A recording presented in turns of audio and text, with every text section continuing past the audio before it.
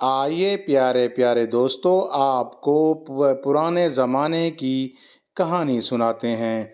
जिन दोस्तों ने channel subscribe नहीं किया वो कर लें, ताकि हमारी कहानियाँ आप लोगों तक पहुँचती रहें। बहुत पुराने वक्तों की ये बात है कि एक शादाब से गांव में दो मियाँ बीवी रहते थे, जिनका कोई बच्चा ना था। वो हर वक्त खुदा से यही दुआ करते रहते कि खुदा इन्हें औलाद दे दे। एक दिन क्या हुआ कि वो औरत शोरबे की प्याली हाथ में लिए जा रही थी कि प्याली में से मटर का एक दाना उछला और तंदूर में जा गिरा। तंदूर में गिरते ही वो मटर का दाना एक खूबसूरत नटखट सी बच्ची बन गया। इसी असना में इसकी एक पड़ोसन, जो हर वक्त इसका दिमाग खाती रहती, इसने दीवार से सर ऊपर करके कहा, अरे बहन, मेरी बेटियां जंगल में फल फूल चुनने जाने लगी हैं, अपनी बेटी को भी इसके साथ भेज दो जंगल में फल फूल चुनने। वो इस बात पर बहुत गमगीन हुई और एक ठंडी आह भरते हुए रोने लगी। मटर ने रोने की आवाज़ सुनी और बातें करने लगा। इसने तंदूर के अंदर से आवाज़ सुनी, प्यारी अम्मा, मुझे बाहर निकालो और इन लड़कियों के साथ जंगल भेजो। औरत हैरान और परेशान सी हो गई और समझी कि वो ख्वाब देख रही है। इस वक्त इसके कानों पर आवाज़ पड़ी और इसे अंदाज़ा हुआ कि तंदूर से आवाज़ आ रही है। वो जल्दी से आगे बढ़ी और तंदूर के अंदर झांका और एक नन्ही मुन्नी सी प्यारी सी, बिल्कुल एक मटर के दाने जैसी छोटी सी बच्ची तंदूर में पड़ी है। वो बहुत खुश हुई और इसे तंदूर से बाहर निकाला। इसने इसे नहलाया धुलाया, इसे अच्छे कपड़े पहनाए और बालों में मांग खींची और इसका नाम रखा मटरी। फिर इसने पड़ोसन के बच्चों के साथ जंगल की तरफ भेज दिया। मटरी पड़ोसन के बच्चों के साथ सूरज डूबने तक फल फूल चुनती रही। सूरज पहाड़ के पीछे कहीं छुप गया और सब बच्चों ने कहा, अब हम घर की तरफ लौटते हैं। मटरी ने कहा, अभी बहुत जल्दी है, थोड़ी देर और चुन लें। सब बच्चों ने मटरी की बात मान ली और सभी फिर जंगल में फल फूल चुनने लगे। अंधेरे में ठंडी ठंडी हवा चलने लगी और सभी बच्चे अपना काम खत्म करके अपने घरों की तरफ चल दिए। अचानक एक देव अंधेरे से निकलकर बाहर आ गया। देव ने कहा, बच्चों बच्चों, चांद से बच्चों, ये रास्ता कहाँ और तुम कहाँ, यहाँ से आगे जाओगे कहाँ? मटरी ने कहा, हम यहाँ से घर की तरफ जा रहे हैं। देव ने कहा, चारों तरफ छाया है अंधेरा, यहाँ से आगे है भेड़िया का डेरा। वाह निकला बच्चे, तो क्या बनेगा तेरा, अगर तुम न मानो एक मशवरा है मेरा।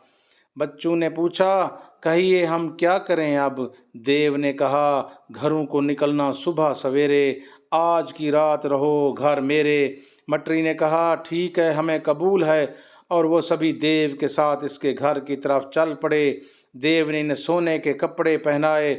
जूं ही वो सो गए, इसने अपने आप से कहा, आहा, कैसा है इनको मैंने उल्लू बनाया।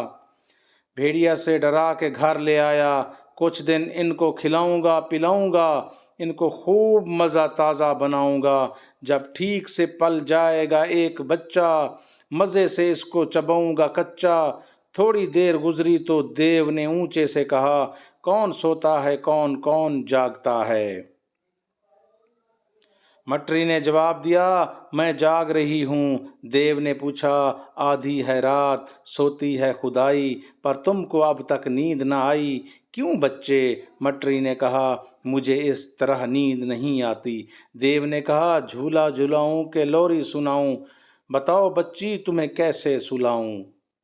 मटरी ने जवाब दिया, जब मैं घर में होती हूँ तो मेरी अम्मा सोने से पहले हलवा बनाती है और तले हुए अंडे के साथ मुझे खिलाती है।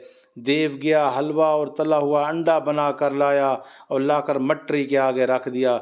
मटरी ने बाकी सब लड़कियों को जगाया और कहा, उठो और हलवा और तला हुआ अंडा खाओ। सभी लड़कियों ने जी भर के हलवा और तला हुआ अंडा खाया और फिर जाकर सो गईं। कुछ देर गुजरी तो देव ने ऊंची आवाज में पूछा, कौन कौन सोता है कौन कौन जागता है? मटरी ने जवाब दिया, सभी सो रहे हैं, सिर्फ मैं ही जाग रही हूँ। देव ने पूछा, तुम क्यों जाग रही हो? मटरी ने कहा, जब मैं अपने घर में होती हूँ तो मेरी माँ हमेशा शाम पड़ने के बाद कोहे बलौर की तरफ जाती है और चलनी से नूर नदी का पानी छान कर लाती है और मुझे पिलाती है। देव एक चलनी हाथ में लेके कोहे बलौर और नूर नदी की तरफ चल दिया और वो चलता रहा यहाँ तक कि सुबह हो गई। मटरी और बाकी सभी लड़कियां नींद से जागीं। उन्होंने देव के घर से हर जो चीज़ पसंद आई या उठा ली, घर को चल दिए। वह आधे रास्ते तक पहुँचे ही थे कि मटरी को याद आया कि एक बहुत खूबसूरत सोने का चम्मच देव के घर में पड़ा रह गया है। वो पलट कर गई, जाकर चम्मच उठा ले। जूं ही वो देव के घर पहुंची, इसने देखा कि देव घर वापस आ गया, पहुंच आया है। वो अपनी जगह पे लेट गई और सोने का चम्मच उठाने के लिए रेंगने लगी। इस कोशिश में बर्तनों के टकराने से खट खट की आवाज़ पैदा हुई, जो देव ने सुन ली। इसने हाथ बढ़ाकर मटरी को पकड़ लिया। इसने पकड़कर एक बोरी में बंद कर दिया और बोरी के मुंह को बांध दिया और जंगल चला गया मटरी को पीटने के लिए अनार की लकड़ी ढूंढने। मटरी ने जैसे तैसे जोर लगाकर बोरी की गिरोह खोल ली और बाहर निकल आई। इसने देव के पाले हुए मेमने को पकड़कर बोरी में डाल दिया और गिरोह देकर एक कोने में छुपकर खड़ी हो गई। देव बगल में छुरी दबाए वापस आया। इसके साथ जोर जोर से अपने मेमने को पीटने लगा।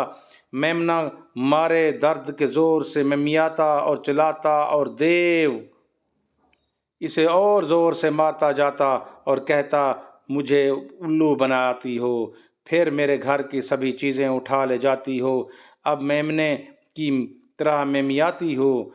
जब मेमने ने मेमियाना और तड़पना बंद कर दिया तो देव ने बोरी को खोला और देखता है कि इसका लाडला मेमना इसके हाथों में मारा गया है और गुस्से से पागल हो गया और दाएं बाएं सूंघने लगा। घर के हर कोने के खदरे से ढूंढने के बाद आखिर इसने मटरी को ढूंढ लिया और इसे पकड़कर ऊंची आवाज में चिल्लाया, मैं तेरी तिक्का बोटी नहीं बनाऊंगा, मैं तुम्हें जिंदा ही खाऊंगा और तेरी शरारतों से जान छुड़ाऊंगा।